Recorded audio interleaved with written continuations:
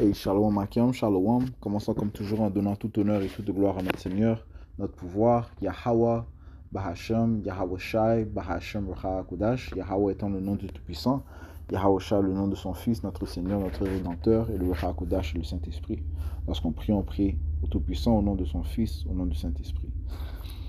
Double honneur et respect aux apôtres de Great Millstone, ce que notre Seigneur a établi pour guider l'élection de la nation d'Israël et bien sûr Shalom aux élus.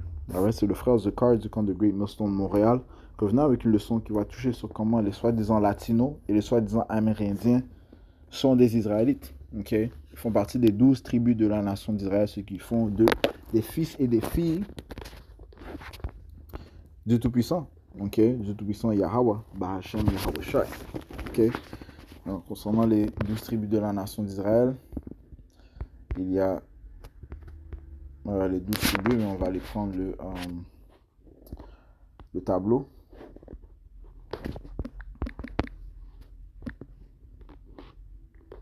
Ok.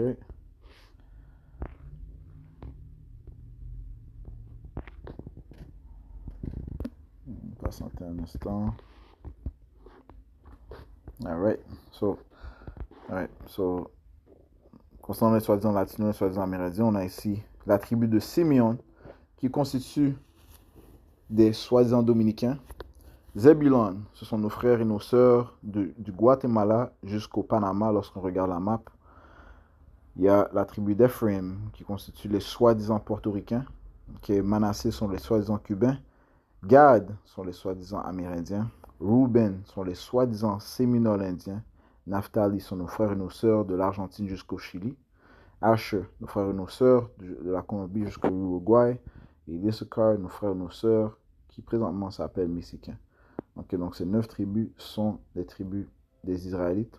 9 tribus des Israélites. On sait que Judas, Benjamin et Levi sont les soi-disant négros, les soi-disant West Indians et les soi-disant haïtiens. Eh bien, nous sommes tous une famille. Nous sortons tous de Jacob. Nous sortons tous d'Israël. Nous sommes la descendance d'Abraham, Isaac et Israël. Le peuple choisi de Yahweh, Ba'ashem Yahushai. Le Dieu des Hébreux, le Dieu de l'univers. Donc on va sortir des préceptes qui prouvent que les soi-disant latinos et les soi-disant amérindiens sont des Israélites, qu'ils ont accompli les prophéties qui ont été écrites concernant eux. On va aller directement dans le livre de 4 Esdras, le 13e chapitre. Et on va commencer au 39e verset. Ça dit ici: Tu as vu rassembler près de lui une autre multitude pacifique. Ce sont les 9 tribus emmenées captives hors de leur terre. Maintenant, dans la version anglaise, ça dit 10 tribus, parce que Dan était aussi une tribu de la nation d'Israël. Maintenant, nous croyons parfois que Dan a été dispersé parmi les 12 tribus.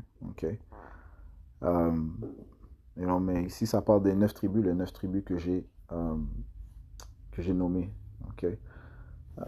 dans le tableau. Poursuivons. Ça dit ici: ce sont les 9 tribus emmenées captives hors de leur terre au jour du roi Josiah. Salmanasar, roi des Assyriens, les emmena captives. Il les déporta au-delà du fleuve et ils furent exilés en terre étrangère. Donc on va poursuivre ça dans le livre de 2e roi, le 17e chapitre. Ça dit ici: en la 12e année d'Éhaz, roi de Juda, Hoséa, fils d'Éla, commença à régner à Samarie sur Israël. Il régna 9 ans. Il faut comprendre que le royaume d'Israël avait été séparé en deux. Il y avait le royaume du sud, aussi appelé le royaume de Juda. Il y avait le royaume du nord, aussi appelé le royaume d'Israël. Maintenant, Hoséa régnait en Israël, tandis que Éhaz régnait à Juda. Verset 2. Et il fit, parlant de Hoséa, ça dit, et il fit ce qui était mauvais à la vue du Seigneur Yahweh, mais pas toutefois comme les rois d'Israël qui avaient été avant lui. Shalmaneser, roi d'Assyrie, monta contre lui, et Hoshea devint son serviteur et il lui donna des présents. Et le roi d'Assyrie découvrit qu'Hoshea conspirait, car il avait envoyé des messagers vers So, roi d'Égypte, et n'envoyait plus de présents comme il l'avait fait d'année en année. C'est pourquoi le roi d'Assyrie l'enferma et le lia dans une prison. Puis le roi d'Assyrie monta à travers tout le pays et monta à Samarie et l'assiégea pendant 3 ans. En la 9e année d'Oshéa, le roi d'Assyrie prit Samarie et transporta Israël en Assyrie et les installa à Hala et sur le Habor, près de la rivière de Gozan et dans les villes des Mèdes. Donc notre peuple a été pris en captivité et dispersé dans différents endroits. Verset 7. Car les enfants d'Israël avaient péché contre Yahweh leur Dieu, qui les avait fait remonter du pays d'Égypte de dessous la main de Pharaon, roi d'Égypte, et ils avaient craint d'autres dieux. Et voilà la conséquence de ne pas honorer, de ne pas respecter, de ne pas glorifier le seul et l'ultime pouvoir Yahweh Ba'ashim Yahushua. Nous avons été mis en captivité. Nos frères et nos sœurs ont été mis en captivité. Verset 8. Et ils marchèrent dans les statuts des païens que Yahweh avait chassés devant les enfants d'Israël et dans ceux des rois d'Israël, lesquels ils avaient établis. Les enfants d'Israël firent en secret contre le Seigneur leur Dieu ces choses qui n'étaient pas droites, et ils se bâtirent des hauts lieux dans toute leur ville, depuis la tour des gardes jusqu'à la ville fortifiée. Ils se dressèrent des statues et des bosquets sur toute colline, sur tout arbre vert. Et brûlèrent là de l'encens dans tous les hauts lieux, comme faisaient les païens que le Seigneur avait transportés devant eux, et firent des choses mauvaises pour provoquer au courroux le Seigneur. Et ils servirent des idoles dont le Seigneur leur avait dit, vous ne ferez pas cette chose-là. Cependant, le Seigneur témoigna contre Israël et Juda par tous les prophètes et par tous les voyants, disant, détournez-vous de vos mauvais chemins et gardez mes commandements et mes statuts selon toute la loi que j'ai commandée à vos pères et que je vous ai envoyée par mes serviteurs les prophètes. Néanmoins, ils ne voulurent pas entendre et ils raidirent leur cou comme le cou de leur père qui n'avait pas cru au Seigneur leur Dieu. Ils rejetèrent ses statuts et son alliance qu'il avait fait avec leur père et ses témoignages par lesquels il avait témoigné contre eux. Et ils poursuivirent la vanité et sont devenus vains et allèrent après les païens qui étaient autour d'eux, concernant lesquels le Seigneur leur avait ordonné de ne pas faire comme eux. Ça dit ici, verset 16, ils abandonnèrent tous les commandements du Seigneur leur Dieu et se firent des images de fonte, c'est-à-dire de veaux, des firent des bosquets et adorèrent toute l'armée du ciel et servirent Baal. Et ils firent passer leurs fils et leurs filles par le feu et pratiquèrent la divination et les enchantements et se vendirent pour faire le mal à la vue de Yahweh afin de le provoquer au courroux. Verset 18. Aussi Yahweh se courrouça grandement contre Israël et les retira de sa vue. De sa vue, il n'en resta que la seule tribu de Juda. Donc le Seigneur a rejeté la terre, a rejeté le royaume d'Israël de la terre. Il a ôté le royaume du nord de la terre, et c'est juste Juda. Verset 19, et Juda non plus ne garda pas les commandements du Seigneur leur Dieu, mais ils marchèrent dans les statuts d'Israël, lesquels ils avaient établis. Et le Seigneur rejeta toute la semence d'Israël et les affligea et les livra en main des pillards jusqu'à ce qu'il les ait rejetés de sa vue. C'est juste pour prouver le point, que le roi de la Syrie, Salmanassar, avait volé, avait mis le royaume d'Israël en captivité. Poursuivons. 4 Esdras 13 et verset 41. Ça dit ici, mais ils décidèrent de laisser la multitude des nations et de partir pour une région plus éloignée où jamais n'avait habité le genre humain. Donc, le royaume du Nord se sont mis ensemble pour se dire d'aller dans une terre qui n'avait jamais été habitée. Verset 42, afin d'observer là les décrets qu'ils n'avaient pas gardés dans leur propre pays. Ils s'engagèrent donc dans les passes étroites du fleuve Euphrate, donc ils sont passés par le fleuve Euphrate.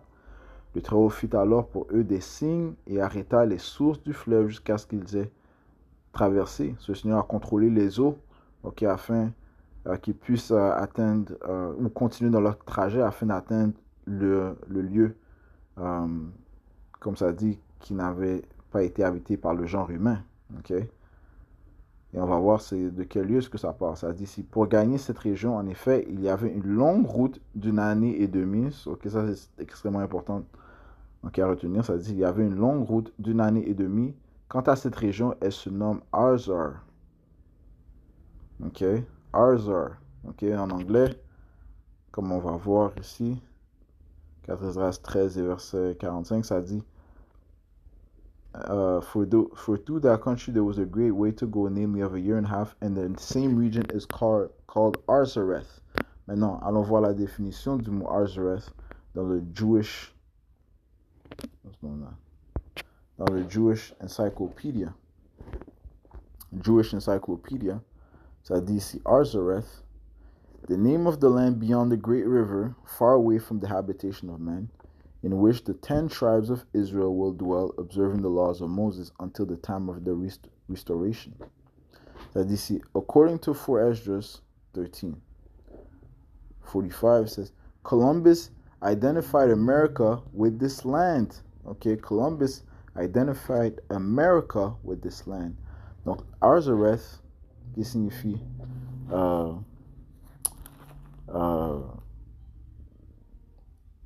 wow.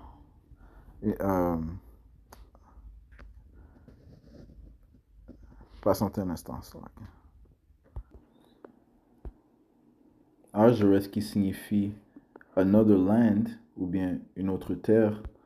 Ouais, j'ai vu une vidéo, ça dit ici que c'est en fait il appelait ça dit ici Newfoundland. Ok. C'est là que se sont rendus les 9 tribus. Ok. Ok. Et c'est là aussi que s'est rendu Christophe Colomb. Ok. Parce que Christophe Colomb savait que les Israélites étaient dans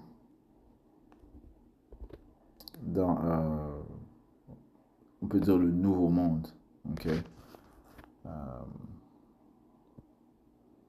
Et parce que Columbus avait cité le livre de 4 Esdras. Ok. Bon.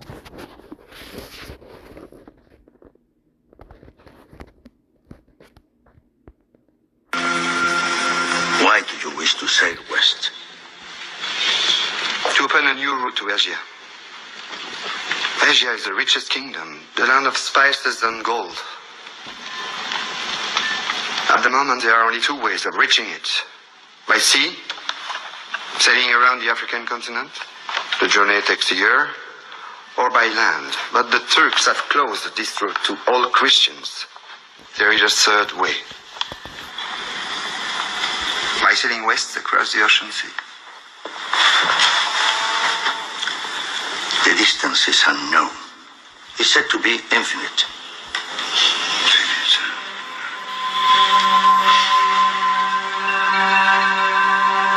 Superstition.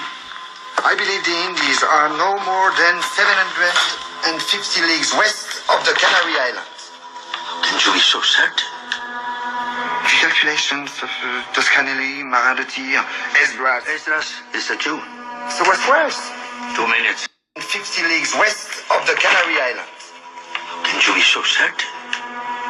The calculations of Toscanelli, Marin de Tir, Esdras. Esdras is a So, même Christophe Colomb, je dis Columbus, Christophe Colomb s'est fié aux écritures de la Bible. Ok. Ok. Ah ouais, c'est comme ça qu'il savait que il y avait des habitants dans cette terre, notamment les Israélites. Ok. Notamment les 9 tribus de la nation d'Israël. Ok. Which dans la version anglaise, ça dit des 10 tribus. Ok, se sont rendus là. Ok. Incluant la tribu de Dan. Ok. So, retournons à 4 Esdras 45 et verset 43. Ça dit, ils engagèrent donc dans les passes étroites du fleuve Euphrate. Ils ont pris le chemin, ils sont passés par le fleuve d'Euphrate. Le Très-Haut fit alors pour eux des signes et arrêta les sources du fleuve jusqu'à ce qu'ils aient traversé sur le Sinaï. Yahba-Shemashah les a guidés, ok, et il a contrôlé les eaux pour qu'ils se rendent à leur destination. Pour gagner cette région, en effet, il y avait une longue route d'une année et demie. Et quant à cette région, elle se nomme Arzar, qui signifie une autre terre.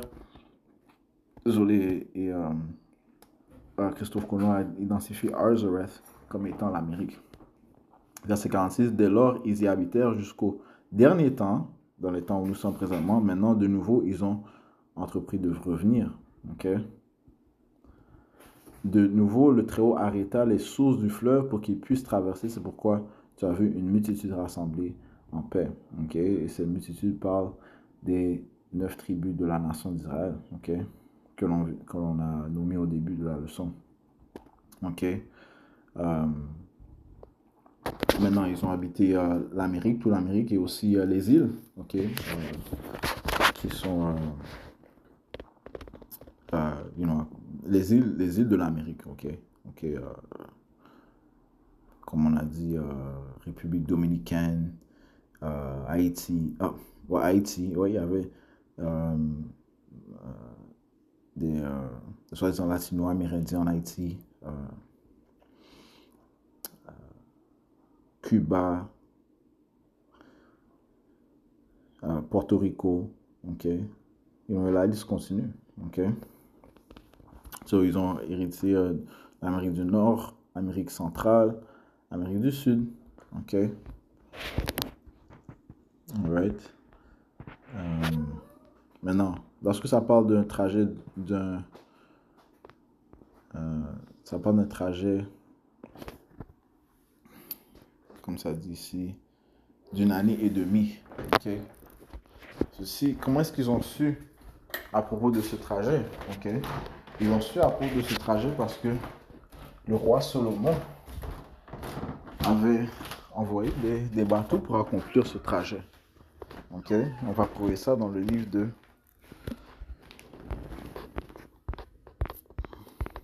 Premier Roi.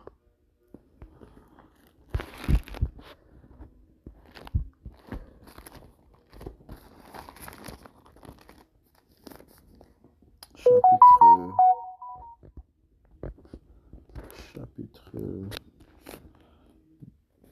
10, un verset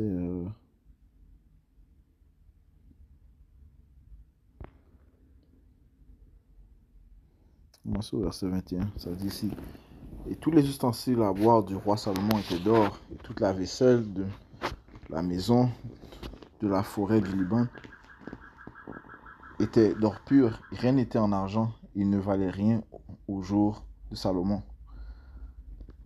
Car le roi avait sur la mer une flotte de Tarshish, ok, comme si des bateaux, avec la flotte de Hiram, et une fois tous les 3 ans, la flotte de Tarshish venait apportant or, argent, ivoire, singe et paon. Donc ils allaient dans divers parts du monde, incluant l'Amérique, ok. Ça dit une fois chaque 3 ans.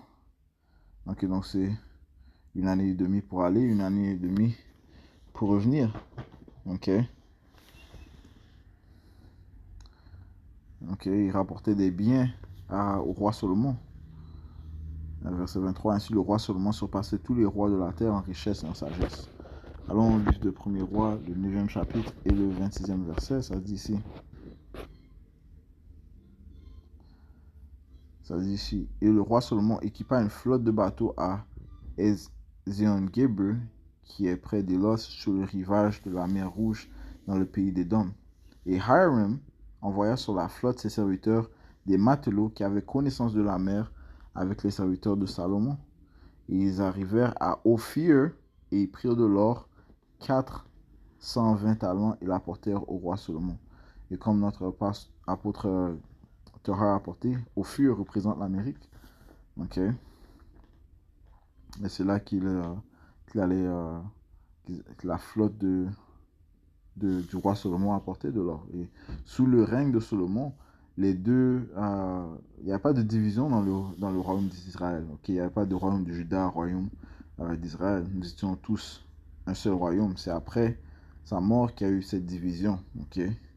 Donc, encore une fois, toutes les tribus d'Israël connaissaient des exploits du roi Salomon, comment il envoyait sa flotte pour voyager.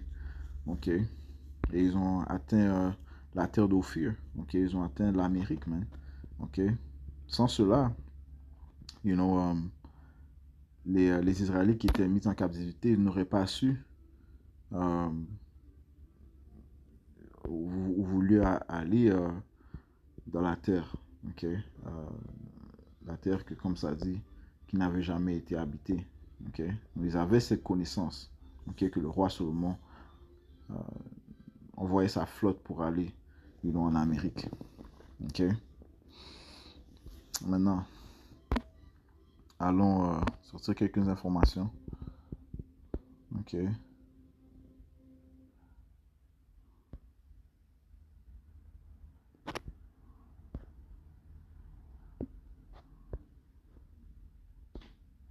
On va traverser en français. Les flottes du roi Salomon ont-elles visité l'Amérique? Donc c'est un article à lire. Ok. On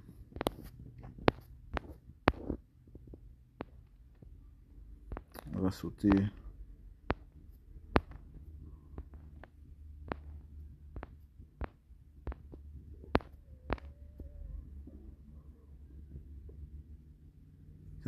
Dans l'article ci-dessous, il est évident que les inscriptions paléo-hébraïques qui ont été trouvées en Amérique proviennent des Israélites parlant hébreu des navires de Salomon. Les Hébreux dans l'Antiquité ont-ils atteint les côtes des continents nord et sud-américains des milliers d'années, bon, ça dit c'est des milliers d'années avant Christophe Colomb. Ça dit quelles preuves avons-nous de l'occupation hébraïque et israélite de l'hémisphère occidental, même 1000 ans avant, ça dit ici Jésus-Christ. Le commerce et les voyages transatlantiques étaient-ils assez courants à l'époque du roi Salomon? Lisez ici la saga intrigante et fascinante des vrais découverteurs de l'Amérique. Une pierre découverte dans le lit d'un ruisseau asséché au Nouveau-Mexique par les premiers colons de la région est l'une des découvertes archéologiques les plus étonnantes de l'hémisphère occidental. Elle contient gravé sur son flanc l'intégralité des 10 commandements écrits en hébreu ancien. Ok. Au Nouveau-Mexique, même. Ok. Des spécialistes de l'hébreu comme Cyrus Gordon de l'université Brandeis près de à Boston ont garanti son authenticité. J'ai visité le site de cet énorme rocher près de Las Lunas au Nouveau-Mexique en 1973 et j'ai photographié les inscriptions en hébreu. Un journaliste d'un journal local m'a guidé vers ce site mystérieux situé au milieu du désert du Nouveau-Mexique. Ok. Qui a écrit d'incroyable. Ok. Ça dit ici. Dans son nouveau livre, The Origins and Empire of Ancient Israel, l'auteur historien Stephen M. Collins souligne que l'inscription Las Lunas Stones en hébreu archaïque a été écrite avec les lettres hébraïques du style de la pierre moabite, datée d'environ 1000 ans avant JC. Ça parle de Yahusha et cela placerait. Maintenant, concernant les dates, on ne peut pas être sûr, ça fait 1000 ans ou bien je ne sais pas combien d'années, mais on sait que la pierre moabite c'était avant l'arrivée du Seigneur. Ok, ça dit ici, cela placerait l'écriture sur la pierre à l'époque du royaume de l'ancien Israël sous son roi le plus riche et le plus puissant, Salomon, qui régna ça dit ici 1014 avant JC à 1974. Comme il dit en environ, ok, on ne sait cependant pas exactement quand l'écriture est vieille, ok.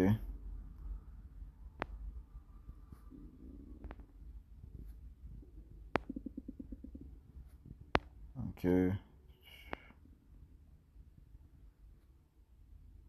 Compte tenu de ce qui précède, cette inscription de la Las Lunas est antérieure d'au moins 1000 ans à l'arrivée de Colomb, mais elle date très probablement de l'époque du roi Salomon pour plusieurs raisons. La première raison est que l'inscription est en caractère paléo-hébreu, l'ancien hébreu. Le Lashon Kodash utilisé entre, ça dit ici, 12 000 et 600 avant JC environ, ce qui inclut le règne du roi Salomon.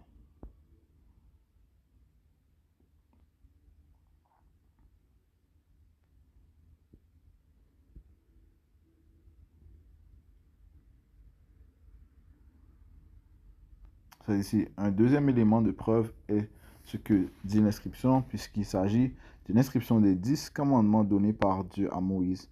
Elle a manifestement été faite par les Israélites à une époque où ils adoraient le Dieu de la Bible, puisque le royaume d'Israël a rapidement dégénéré en pratique païenne après le règne de Salomon.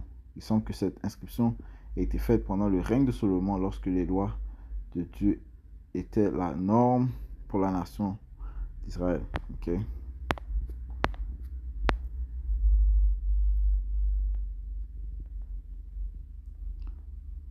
C'est-à-dire, si nous démontrerons plus loin dans cet article que les voyages en mer autour du monde étaient assez courants à l'époque du roi Salomon, fils de David, pendant l'âge d'or d'Israël. Ouais, et on se base aux Écritures, ok? Chaque 3 ans, la flotte de Salomon rapportait des biens, ok?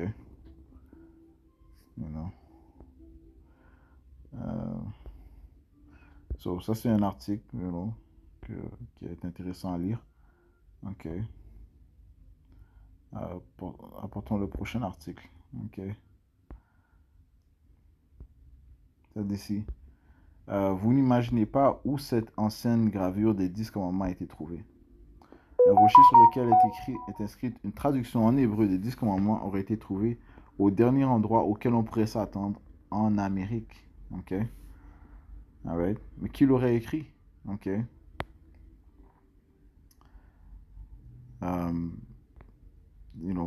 On croit parfois que ce sont les 9 tribus qui étaient allées dans la Nouvelle Terre, en Amérique. Ok? On dit qu'il s'agit des 10 commandements les plus anciens connus écrits en hébreu. Ok?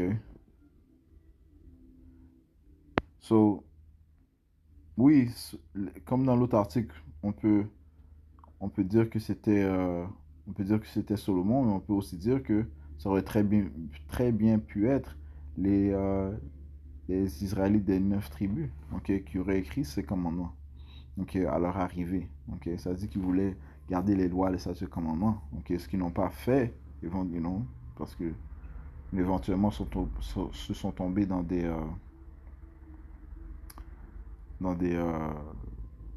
manières de païens, but ce sont quand même des Israélites, ok. Et dans le livre Promised Lands and Lost Tribes, ça dit qu'il a chanté un chant de révérence envers Yahweh Shemi Shai. Ok, je vais apporter cette information. Ok, patientez un instant. Ça va continuer ici. Ça dit ici le rocher de 80. Enfin, ça dit ici la sculpture controversée est située à l'ouest de Los Lunas, au Nouveau-Mexique, au pied de ce qu'on appelle la montagne cachée.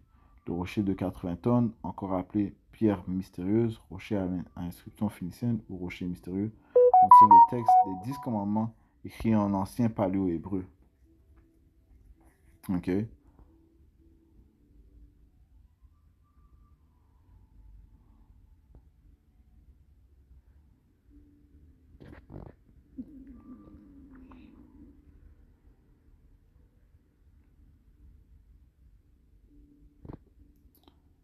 Prochain article.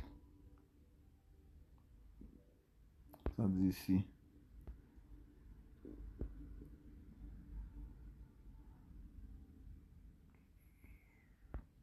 On va traduire ça. Ça dit ici 800 pierres anciennes avec écriture hébraïque à Porto Rico, authentifiées. Ok. Ça dit ici un vestige de pierre ancienne 20 sur 800 a fait son chemin à travers le monde, résolvant un mystère vieux d'ici 3500 ans. Ok. Que chuchotaient ces pierres sur le peuple indigène précolombien de l'île de Porto Rico. Après des tests universitaires rigoureux, Des anthropologues, des historiens, des universitaires et des millions de Portoricains ont finalement obtenu des preuves scientifiques qui révèlent le langage des pierres. C'est-à-dire, c'est ayant grandi dans les montagnes de Borican, Porto Rico, mon grand-père m'a parlé des pierres très uniques qui faisaient partie de notre ancienne histoire indienne taïno. Ces pierres rares étaient sous la garde de l'un de nos plus grands chefs principaux, ok, alright, qui lorsque Christophe Colomb a découvert notre peuple taïno en 1492 était le chef principal de mon île natale de Borican, ok, Porto Rico, ça dit ici. La connaissance de ces pierres a été révélée pour la première fois lorsqu'une femme taïno très malade qui avait tout essayé des remèdes à base de plantes indigènes aux cérémonies était sur son lit de mort, contrainte de révéler un secret que sa famille portait depuis des générations. Ok? Alright? Ouais, c'est des Israélites, man. Ok? Elle a envoyé des messagers pour trouver quelqu'un dans l'église qui l'écouterait. Pourquoi elle a choisi l'église, nous ne le saurons jamais. Mais un moine nommé José Maria Nazario y Cancel est venu à son chevet. Ce que cet ancien a révélé à ce moine a changé le récit historique de notre précieuse île. Donc je vais aller au point.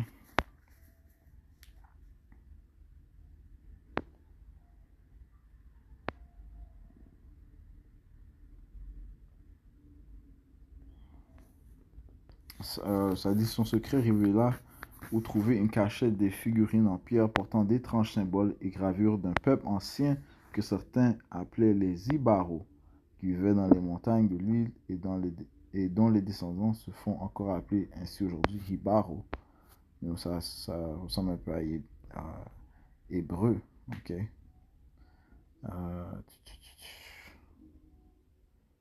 Bon, ça dit ici. Nazario avait étudié à l'université des Salamanque, notamment en langue ancienne, et fut étonné de ce qu'il vit. Après avoir comparé l'écriture de ces pierres à d'autres du monde entier, il en arriva à sa conclusion. Cette écriture était en une forme d'hébreu ancien. En raison de son origine religieuse, cela alimentait la possibilité qu'un reste des tribus perdues d'Israël se soit installé sur cette île. Ce qui est un fait. Okay? Right? Ces Arawak Taïno sont en fait des Israélites. Ces soi-disant portoricains sont des Israélites de la tribu de Ephraim. Okay?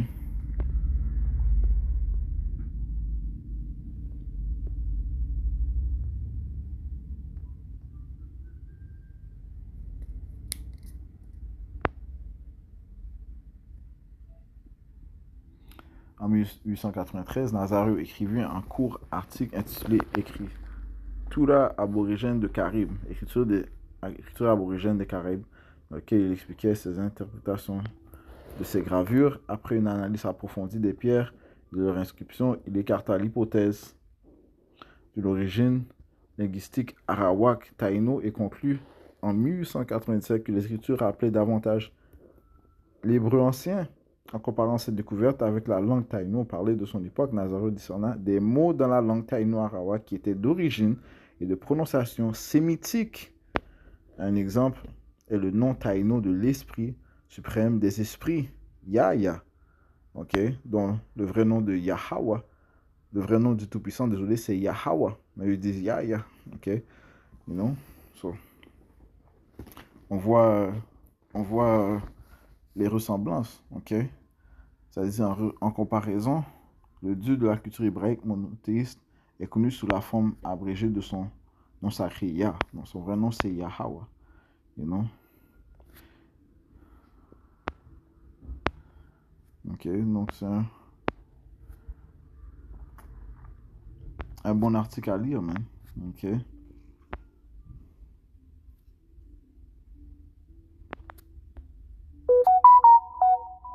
Ok, so, je vais mettre ces articles dans la description pour ceux qui veulent lire.